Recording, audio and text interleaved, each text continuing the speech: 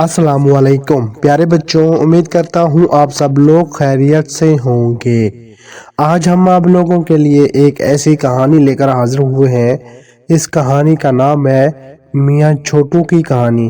یہ کہانی سن کر آپ لوگوں کو بہت مزہ آنے والا ہے، تو چلیے شروع کرتے ہیں اس کہانی کو۔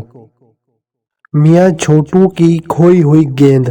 ایک بار کی بات ہے کہ ایک چھوٹا سا گاؤں تھا جہاں چھوٹے بچے دنیا کی خوبصورتی کا لطف اٹھاتے تھے۔ اس گاؤں میں ایک میاں چھوٹو بہت شوق سے کرکٹ کھیلتا تھا، لیکن ایک دن اس کی پسندیدہ گیند نہیں ملی۔ میاں چھوٹو نے پورے گاؤں کو تلاش کیا لیکن گیند نہیں ملی۔ اس نے دوستوں سے بھی پوچھا مگر ہر کوئی انکار کر دیتا۔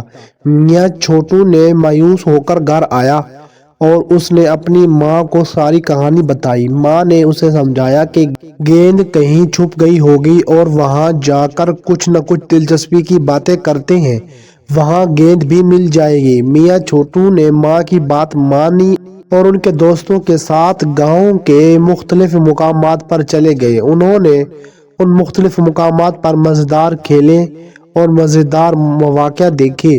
آخرکار ایک پرانا مخلوقہ ان کو گیند مل جاتی ہے جو گاؤں کے کسی کونے میں چھپی ہوئی تھی۔